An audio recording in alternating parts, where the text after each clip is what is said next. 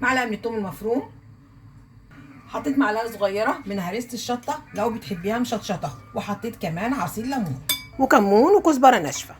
بس دي كده التتبيله بتاعتها. وبنزل بشرايح الكبده، والكبده متقطعه شرايح رفيعه،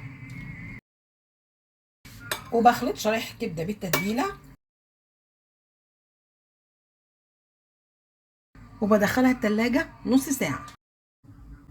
كوباية من الردة، نص كوباية من الدقيق، ومعلقة من النشا علشان تكون معاكي كريسبي. وباخد من الكبدة وبحطها في الردة والدقيق والنشا،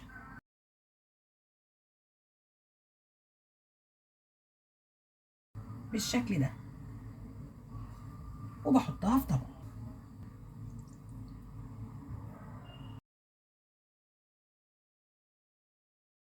وبنزل الكبدة على طول في زيت ساخن،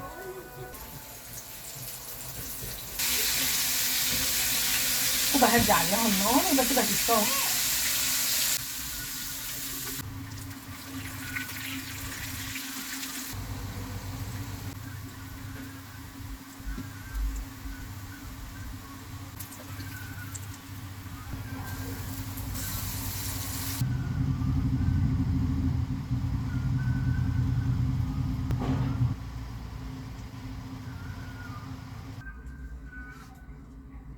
بألف هنا.